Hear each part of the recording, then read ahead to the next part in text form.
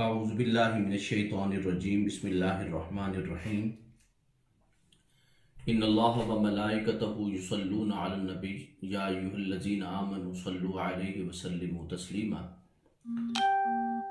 اللہم صل وسلم علی سیدنا و مولانا محمد وعلی آل سیدنا و مولانا محمد وبارک وسلم وصلوا علیہ۔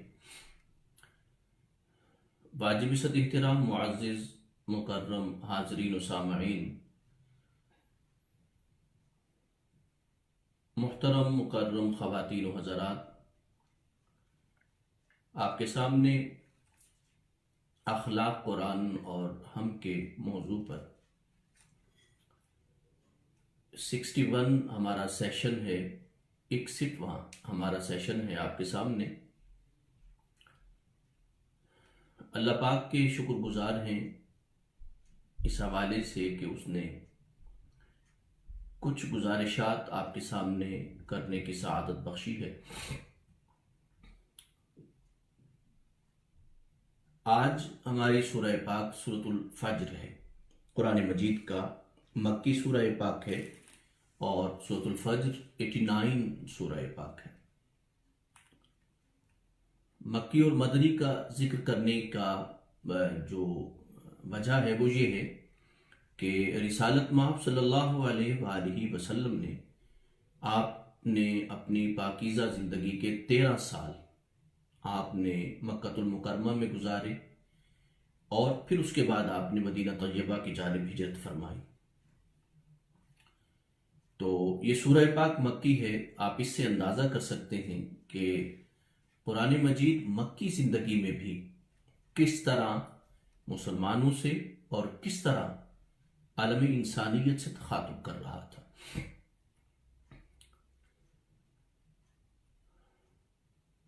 ہم ایک بات بڑی اہم کہتے ہیں کہ پروردگار جو ہے وہ جب دیتا ہے کوئی چیز تو بھی آزماتا ہے، اور جب کوئی چیز لے لیتا ہے تو بھی اس کی آزمائش ہوتی ہے۔ دینے اور لینے دونوں میں آزمائش کیوں ہوتی ہے؟ اس کی وجہ یہ ہے کہ یہ جہاں سارا امتحان کے نقطہ نظر سے بنایا گیا ہے، یعنی یوں سمجھیے یہ کرۂ ارض ایگزامینیشن ہال کی طرح ہے کہ جس میں آپ نے جینا ہے، جس میں آپ نے زندگی گزارنا ہے اور ایگزام دیتے جانا ہے۔ ہر مرحلے پہ آپ کا ایگزام ہے اور ایگزامینیشن ہال میں آپ زندگی گزار رہے ہیں۔ یا پھر اسے یوں سمجھ لیجئے کہ جس طرح ایک مووی بنتی ہے کہ مووی میں آپ کی ہر چیز کو کنٹرول کیا جا رہا ہوتا ہے، اور 3 گھنٹے کی مووی میں نیکی کرنے والا اپنے انجام کو پہنچتا ہے اور گناہ کرنے والا، ظلم کرنے والا اپنے انجام کو پہنچتا ہے۔ وہ ایک جو مووی ہے، فلم ہے، وہ دراصل ایک چھوٹی سی مختصر سی زندگی ہے کہ جس میں آپ کو یہ بتایا جاتا ہے، سمجھایا جاتا ہے، یہ واضح کیا جاتا ہے۔ میں مووی کی ولگر باتوں کو نہیں کہہ رہا، لیکن مووی کا تھیم یہ ہوتا ہے کہ نیکی کرنے والا اس کا انجام کیا ہوتا ہے اور بدی کرنے والا، ظلم کرنے والے کا انجام کیا ہوتا ہے۔ نیکی کرنے والا کمزور بھی ہو تو بھی انجام اس کا طاقتور ہوتا ہے، اور بدی کرنے والا طاقتور بھی ہو تو انجام اس کا کمزور ہوتا ہے۔ تو قرآن مجید آج کی جو آیات پاک ہیں اس میں قرآن مجید جب ایک لفظ فرماتا ہے فَأَمَّا الْإِنسَانُ، آیت پاک ہے، آپ دیکھ لیجئے کہ 15ویں آیت پاک ہے، قرآن مجید فرماتا ہے فَأَمَّا الْإِنسَانُ، یعنی بہرحال انسان جو ہے اس سے پہلی والی آیات میں بہت اہم ہے، لیکن میں اصل میں اخلاقی اعتبار سے جو بات میں ذکر کرنا چاہتا ہوں وہ یہ ہے فَأَمَّا الْإِنسَانُ، الانسان جب قرآن کہہ رہا ہے اس کا مطلب یہ ہے کہ وہ انسان خود کو بڑا کامل سمجھتا ہے، بڑا مکمل انسان سمجھتا ہے۔ وہ سمجھتا ہے کہ بھی میں ہر عیب سے، ہر نقص سے، ہر کمی سے پاک ہوں۔ یعنی قرآن کہتا ہے وہ ایسا انسان ہے جو اس سٹینڈرڈ پہ خود کو رکھتا ہے، اس مقام پہ خود کو رکھتا ہے۔ تو قرآن کہتا ہے فَأَمَّا الْإِنسان، تو وہ انسان جو خود کو بالکل کاملیت کے مقام پہ سمجھتا ہے کہ میں بالکل کامل انسان ہوں. اللہ فرماتے ہیں اِذَا مَبْتَلَاهُ رَبُّهُ، کہ جب اس کا پروردگار اسے آزماتا ہے. کیسے آزماتا ہے؟ فَأَكْرَمَهُ وَنَعَّمَهُ، یعنی اسے ایک سٹیٹس دیتا ہے. میں سٹیٹس اس لیے کہہ رہا ہوں، ویسے تو اس کا لفظی ترجمہ اگر ہم کریں تو فَأَكْرَمَهُ کا مطلب ہے کہ پروردگار نے اسے عزت دی اور نعمتوں سے نواز دیا. میں یہ سمجھتا ہوں کہ پروردگار نے اس کو سوسائٹی میں جو ایک سٹینڈرڈ تھا، سٹیٹس تھا، اسے وہ عطا کیا اور اسے نعمتوں کی فراوانی کر دی. قرآن کہتا ہے اِذَا مَبْتَلَا، یعنی اِذَا مَبْتَلَا، کہ جب اس کا پروردگار اسے آزماتا ہے، یعنی اسے سٹیٹس دیتا ہے، نعمتوں کی فراوانی کر دیتا ہے. یعنی اس کا سٹینڈرڈ لوگ دیکھتے ہیں تو وہ ایک دفعہ رک کے دیکھتے ہیں، یا پھر کچھ لوگ اگر احساس قہتری کے مارے ہوئے ہوں تو وہ ذرا جھک کے دیکھتے ہیں. تو قرآن کہتا ہے کہ انہیں ہم اکرام دیتے ہیں، ایک سٹینڈرڈ دیتے ہیں، ایک سٹیٹس دیتے ہیں، وَنَعَّمَهُ، اور نعمتوں کی فراوانی اور انبار لگا دیتے ہیں. مگر پھر وہ کیا کہتا ہے؟ فَيَقُولُ رَبِّ أَكْرَمَنِ. اب دیکھیے اس کی نظر یہ تھی کہ یہی سٹینڈرڈ ہے، یہی سٹیٹس ہے. وہ اپنے رب سے کہتا ہے یہ عزت مجھے میرے اللہ نے عطا کی ہے. یعنی یہ جملہ غلط نہیں ہے، مگر اس کے پیچھے جو نیت کار فرما ہے وہ یہ ہے کہ بس رب کا کام یہ ہے کہ وہ مجھے نعمتوں سے نوازتا رہے اور میرے سٹیٹس کو برقرار رکھے. یہ نیت ہے پیچھے. جو قرآن بیان کرتا ہے وہ یہ ہے کہ جب آزمائش میں ڈالتا ہے، یعنی یہ چیزیں بھی آزمائش کے طور پہ دی ہیں، تو وہ کہتا ہے کہ میرے پروردگار نے مجھ پہ بڑا کرم کیا ہے، اس نے مجھے بڑی عزت دی ہے، اس نے مجھے زندگی کے سارے سٹیٹس دیے ہیں، میں فراوانی میں رہتا ہوں، مال کی بھی ہے، اولاد کی بھی ہے، زمین کی بھی ہے، جاگیر کی بھی ہے. یعنی دولت ملتی رہے تو پھر وہ کہتا ہے کہ میرے رب نے مجھے عزت دی ہے. لیکن پھر اس کے بعد قرآن کہتا ہے وَأَمَّا إِذَا مَبْتَلَا، پھر ایک اور آزمائش آتی ہے انسان پہ، اور وہ کیا ہے؟ فَقَدَرَ عَلَيْهِ رِزْقَهُ، کہ اس کا رزق تنگ کر دیا جاتا ہے. اب یہاں پہ رزق سے مراد، بعض دفعہ مترجمین نے، مفسرین نے اس سے مراد روٹی مراد لی ہے، یا روٹی کا ترجمہ کیا ہے. اس سے مراد روٹی نہیں ہے، اس لیے کہ پیچھے جو آیت پاک آئی ہے وہ ہے فَأَكْرَمَهُ وَنَعَّمَهُ، کہ پروردگار نے اسے ایک عزت عطا کی ہے اور اسے سٹیٹس. میں نے اس لیے ترجمہ کیا کہ آگے فَقَدَرَ عَلَيْهِ رِزْقَهُ سے مراد یہ ہے کہ ایک شخص وہ ہے کہ جی اللہ پاک آزما رہا ہے، اسے سٹیٹس نہیں دیا اور اس کو نعمتوں کی فراوانی نہیں دی، تو قرآن کہتا ہے یہ بھی اللہ کی آزمائش ہے. میں ایک بات بڑی اہم آپ کو بتاتا جاؤں کہ رزق سے مراد روٹی نہیں ہے. رزق سے مراد آپ کی وہ تمام صلاحیتیں اور قابلیتیں ہیں جو اللہ پاک آپ کو عطا کرتے ہیں. اگر آپ سورہ بقرہ کی پہلی آیات کو پڑھ کے دیکھیں وَمِمَّا رَزَقْنَاهُمْ يُنْفِقُونَ، کہ ہم نے انہیں جو کچھ بھی عطا کیا ہے. اب یہ قوت ذہن کی بھی ہو سکتی ہے، یہ قوت زبان کی بھی ہو سکتی ہے، یہ قوت جذبات کی بھی ہو سکتی ہے، یہ قوت جد و جہد کی بھی ہو سکتی ہے، یہ قوت ڈاکٹر بننے کی بھی ہو سکتی ہے، عالم بننے کی ہو سکتی ہے، اسکالر بننے کی ہو سکتی ہے. یہ ساری صلاحیتیں اور قوتیں جو اللہ پاک نے آپ کو عطا کی ہیں وہ آپ خرچ کرتے ہیں. یاد رکھیے کہ 2 روپے دینا آسان ہے، مگر کسی ڈاکٹر کا کچھ وقت دینا فری یہ بہت مشکل ہے. وہ ڈاکٹر چونکہ ڈیلی کا اگر لاکھوں کما رہا ہے یا ہزاروں کما رہا ہے تو وہ 400 دے دیتا ہے، تو یہ اس کا 400 دینا یہ اتنا عام نہیں ہے. لیکن اگر وہ کسی بے بس، مجبور، لاچار مریض کو جو وقت دیتا ہے، جو ٹائم دیتا ہے، جو اپنی صلاحیت دیتا ہے، وہ ہے اصل میں خدا کی راہ میں خرچ کرنے کی چیز۔ قرآن یہ نہیں کہتا کہ آپ ڈاکٹر ہیں تو ایک لاچار کو آپ کی مدد کی ضرورت ہے تو آپ کہیں تم 4 لاکھ 5 لاکھ لاؤ تو میں تمہارا علاج کروں گا۔ 5 لاکھ لینے کے بعد کسی غریب آدمی کو 2 روپے کی روٹی کھلا دیتا ہے، ایسا نہیں ہے۔ قرآن مجید آپ سے یہ ڈیمانڈ نہیں کرتا۔ قرآن مجید یہ ڈیمانڈ کرتا ہے آپ سے، لن تنالوا البر حتى تنفقوا مما تحبون۔ لن تنالوا البر، آپ نیکی پا ہی نہیں سکتے، حاصل ہی نہیں کر سکتے، آپ کے دامن زندگی میں نیکی آ ہی نہیں سکتی، حتی تنفقوا مما تحبون، یہاں تک کہ آپ خرچ کریں جس سے آپ پیار کرتے ہیں۔ آپ اگر ڈیلی کا 1000 کماتے ہیں تو آپ 200 400 سے پیار نہیں کرتے۔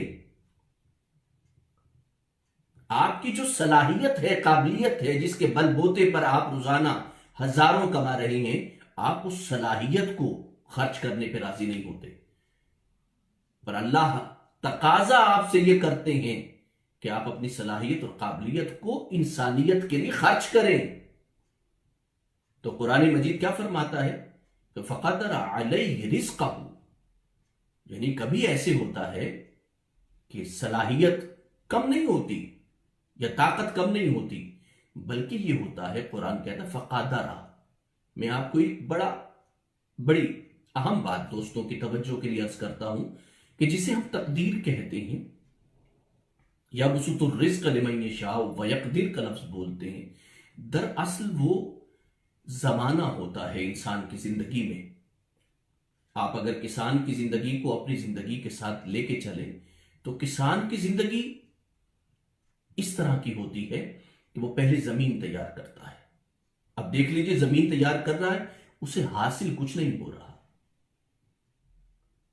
وہ زمین کی زرخیزی کے لیے محنت کر رہا ہے، اس میں کھاد ڈال رہا ہے، کچھ نہیں حاصل ہو رہا۔ اس نے بیج ڈال دیا ہے، کچھ بھی حاصل نہیں ہوا۔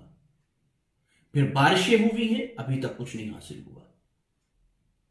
پھر اس کے بعد دھوپ لگی ہے تو اس وقت تک کچھ حاصل نہیں ہوا۔ اب وہ مسلسل محنت کر رہا ہے اور محنت کرتے ہوئے حاصل کچھ نہیں ہو رہا اس کو۔ پھر ایک وقت گزرتا ہے، 4 ماہ کا عرصہ گزرتا ہے، یعنی 4 ماہ پہلے وہ صرف لگا رہا تھا، حاصل کچھ نہیں ہو رہا تھا۔ 4 ماہ کے بعد پھر وہ دیکھتا ہے کہ لہلہاتی فصل ہے۔ یہ ہے جسے تنگی کہتے ہیں، یعنی یہ ہے وہ حقیقت کہ جب آپ محنت کر رہے ہوتے ہیں پورے یقین کے ساتھ، طاقت کے ساتھ، محنت کے ساتھ، اس وقت آپ کے ہاتھ میں کچھ بھی نہیں ہوتا۔ یہ ویقدر ہے۔ 4 ماہ کے اینڈ پہ جب ہوتا ہے تو وہ یبسط ہے۔ یقدر 4 مہینے رہا، لیکن جو یبسط ہے، یعنی جو وسعت آپ کو حاصل ہوئی ہے، اس کی مدت بہت زیادہ ہے۔ تو قرآن مجید نے پہلے یبسط کو ذکر کیا، پھر یقدر کو ذکر کیا۔ ان ربک یبسط الرزق لمن یشاء ویقدر، یعنی جب آپ کو ایک چیز، مثال کے طور پہ آپ نے تعلیم حاصل کرنا ہے، تعلیم حاصل کرتے ہوئے آپ 16 سال لگ گئے تعلیم حاصل کرتے ہوئے، مثال کے طور پہ، یا آپ نے کوئی جاب سیکھی، جاب سیکھ کے حوالے سے کچھ سیکھا یا ہنر سیکھا، تو اس کے لیے 2 ماہ لگ گئے، 2 سال لگ گئے، 3 سال لگ گئے، لیکن اللہ پاک آپ دوستوں کی زندگیوں کو دراز فرمائے، برکت والا فرمائے، تو آپ کی زندگی آپ کو ملی ہے 80 سال، پر 3 سال آپ یقدر میں گزارتے ہیں، لیکن باقی آپ کی 70 سال یبسط میں گزرتے ہیں، یعنی یبسط کشادگی میں گزرتے ہیں، کھلے رزق میں گزرتے ہیں۔ آپ کے پاس وہ ہنر آ جاتا ہے، وہ ڈپلوما آ جاتا ہے، تعلیم کا وہ سلسلہ ہو جاتا ہے، یعنی یبسط آپ کا ہے 70 سال، یقدر ہے آپ کا 3 سال، یقدر ہے آپ کا 16 سال، یبسط ہے، اس کے بعد ساری زندگی آپ کی یبسط ہے، کشادگی۔ تو قرآن مجید ہی فرماتے ہیں اللہ پاک آزماتے ہیں۔ کس سے آزماتے ہیں؟ کہ جب آپ کی ابھی صلاحیتیں اس طرح ہوتی ہیں جس طرح بیج ہوتا ہے زمین میں، آپ کی صلاحیتیں اس طرح ہوتی ہیں جس طرح زرخیز ابھی زمین ہوتی ہے، اس لمحے میں اگر کسان بیج کو پھاڑ پھاڑ کے دیکھتا رہے، یا وہ یہ چاہے کہ یہ جو رزلٹ ہے بس اگلے ہفتے نکل آئے، تو وہ زمین کی زرخیزی بھی برباد کرے گا، وہ بیج کی زندگی کو برباد کرے گا، اناج کو برباد کر دے گا، بلکہ اپنے گھر بار کو برباد کر دے گا اگر وہ جلد نتیجہ چاہتا ہے۔ تو قرآن کہتا ہے اللہ پاک آزماتے ہیں، یعنی جب اسے اکرما اور نعما نہیں ملتا تو قرآن نے الانسان کا نہیں ذکر کیا، پھر انسان یہ سمجھتا ہے کہ میں تو انسان ہی نہیں ہوں، یعنی مجھے تو کچھ ملا ہی نہیں ہے۔ حالانکہ حقیقت یہ ہے کہ ایک آنکھ کا نور جو ہے اس کے بدلے میں اگر پوری کائنات کوئی دیتا ہے تو آپ دینے پہ تیار نہیں ہوتے۔ قرآن کہتا ہے امل انسان نے ذکر کیا، انسان کا ذکر ہی نہیں ہے، یعنی وہ یہ سمجھتا ہے کہ جب آزمائش مجھ پہ آئی ہے تو میں تو انسان ہی نہیں رہا۔ یعنی ایک سوچ یہ ہے کہ خدا کی ذمہ داری یہ ہے کہ وہ صرف مجھے نوازتا رہے، خدا کی ذمہ داری یہ ہے کہ وہ میرے اسٹیٹس کو برقرار رکھے۔ ایک یہ ذہنیت ہے، ایک یہ ہے سوچ اور فکر، یعنی ہم خدا کی ذمہ داری یہ لگا دیتے ہیں اس حوالے سے کہ خدا کی ذمہ داری یہ ہے کہ وہ نوازتا رہے ہمیں، اور ایک یہ سوچ بن جاتی ہے جب کوئی آزمائش کا اس طرح کا وقت آتا ہے کہ جو بیچ پہ ایک وقت آتا ہے اس طرح کا وقت ہماری زندگی میں جب آتا ہے تو ہم کہتے ہیں اب تو ہم انسان ہی نہیں رہے، ہمیں تو کچھ دیا ہی نہیں گیا۔ لیکن قرآن کہتا ہے، قرآن مجید یہ فرماتا ہے فَيَقُولُ رَبِّ أَهَانَ، وہ کہتے ہیں رب تعالیٰ نے تو بس مجھے ذلیل ہی کر کے رکھ دیا ہے۔ یعنی پیمانہ عزت خدا کے ہاں راضی رہنے میں ہے، دولت کے ساتھ پیمانے پہ نہیں ہے، یا آپ کے سٹیٹس کے ساتھ آپ کی عزت کا پیمانہ نہیں ہے۔ آپ کی عزت کا پیمانہ یہ ہے کہ آپ اپنے رب پہ کتنے راضی ہیں۔ کسی نے پوچھا کہ بھئی میں کیسے اندازہ کروں کہ میرا رب مجھ سے کتنا راضی ہے، تو فرمایا گیا کہ تو جتنا اپنے رب سے راضی ہے بس سمجھ لے کہ تیرا رب بھی اتنا تجھ سے راضی ہے۔ یعنی یہ نہیں ہے کہ اگر دولت چھین جائے، سٹیٹس چھین جائے، وہ نہ رہے تو انسان کہے رب بس ذلیل ہی کر رہا ہے، نعوذ باللہ من ذالک۔ قرآن مجید فرماتا ہے یہ دونوں باتیں غلط ہیں، یہ دونوں سوچیں غلط ہیں۔ تو مولا پھر صحیح سوچ کیا ہے؟ قرآن کہتا ہے کلا، یہ باتیں جو پیچھے سوچی گئی وہ غلط ہیں۔ آپ نے اندازہ کرنا ہے عزت کا، آپ نے اندازہ کرنا ہے نا، تو اندازہ کی مثال کے طور پہ آپ سمجھنا چاہتے ہیں کہ معاشرہ عزت کے پیمانے پہ کیسا ہے، عزت والا ہے معاشرہ، سوچ عزت والی ہے، باوقار معاشرہ ہے، اندازہ کرنا چاہتے ہیں، آپ ایک سروے کر لیں۔ سروے کا طریقہ کار وہ ہو جو قرآن مجید دیتا ہے آپ کو پیمانہ۔ یقین جانیے کہ آپ پورے معاشرے کو اس طرح سروے کریں، اس طرح مردم شماری کر لیں، یعنی اس طرح کر لیں مردم شماری، افراد کو شمار کریں، آپ دیکھیں تو صحیح کہ آپ کا معاشرہ اخلاقی اعتبار سے کہاں کھڑا ہے۔ میرے دوست ہم مردم شماری کرتے ہیں، کبھی مردم شماری میں کوئی ایسا خانہ بھی ہو کہ جہاں پہ اخلاقی معیار بھی رکھا گیا ہو، اس مردم شماری میں یہ بھی تو آئے نا۔ دیکھیے بہت بااخلاق انسان بھی اسی مردم شماری میں ہے، اور جو ڈاکو ہے وہ بھی مردم شماری میں ہے۔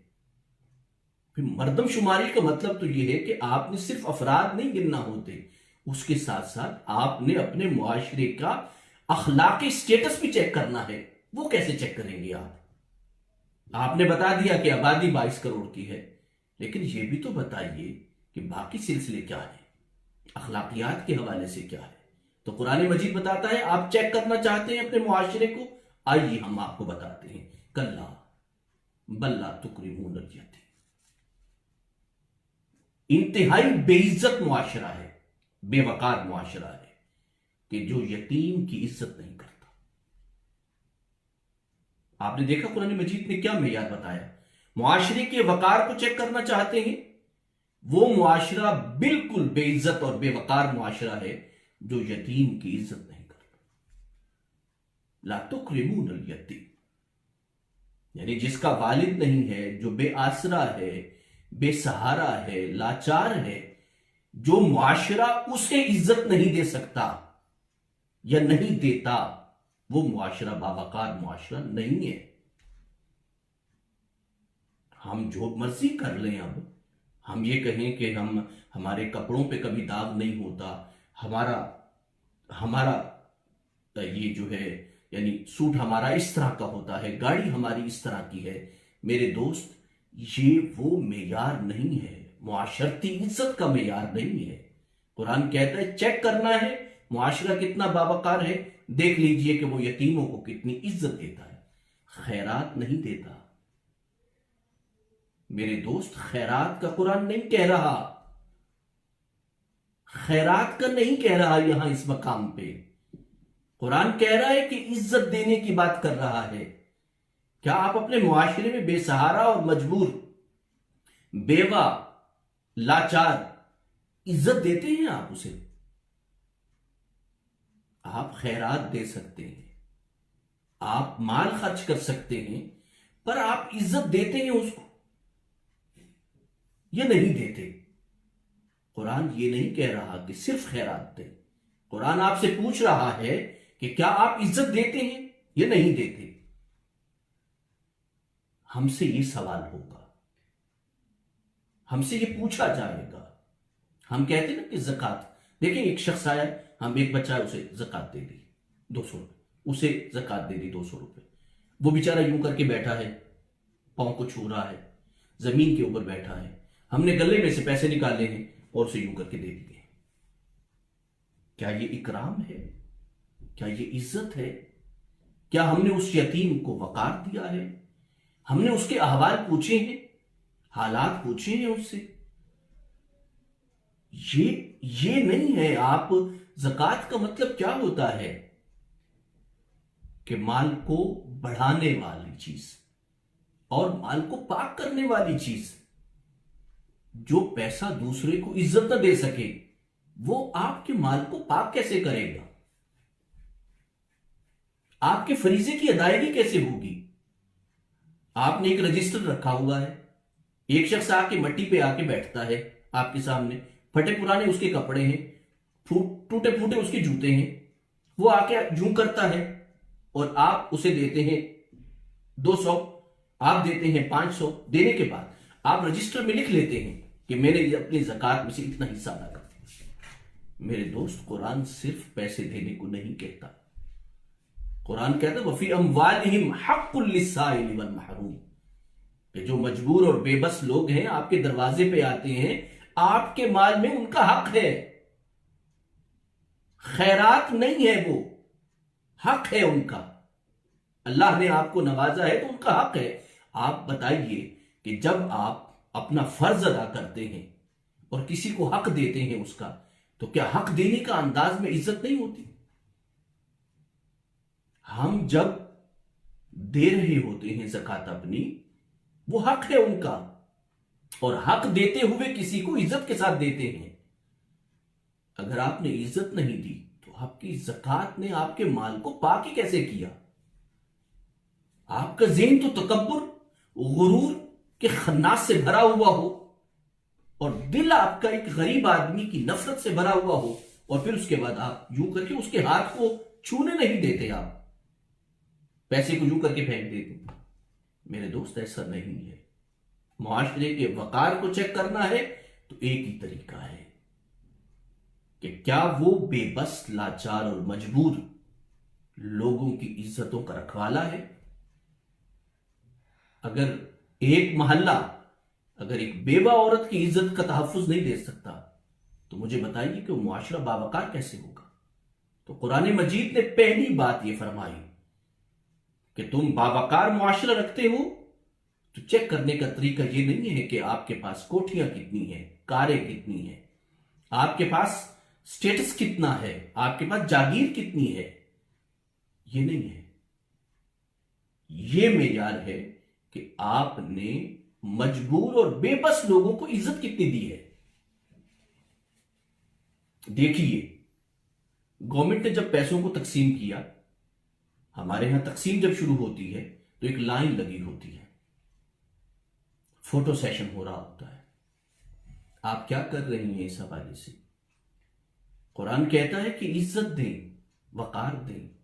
آپ نے دینا ہے تو باوقار انداز سے دیں. کیا پتا کہ کس طرح لوگ اپنی خودداری اور عزت نفس کو قربان کر کے یوں کر کے ہاتھ پھیلاتے ہیں. تو قرآن مجید آگے یہیں پہ فرماتا ہے کہ تمہارا معاشرہ باوقار معاشرہ نہیں ہے، اس لیے کہ وہ یتیموں کو عزت نہیں دیتا. وَلَا تَحَاضُّونَ عَلَىٰ طَعَامِ الْمِسْكِينِ، اور تم ایک دوسرے کو، یعنی ایک دوسرے کے معاملے میں تم ویسے تو، یعنی آپ جب ملتے ہیں اس کی بات ادھر پہنچاتے ہیں، ادھر کی بات ادھر پہنچا دیتے ہیں، یہ سارے کام آپ کرتے ہیں. تو کیا آپ اگر بزنس کرنا چاہتے ہیں، اپنے مال کی ایڈورٹیزمنٹ چاہتے ہیں، وہ تو کرتے ہیں آپ.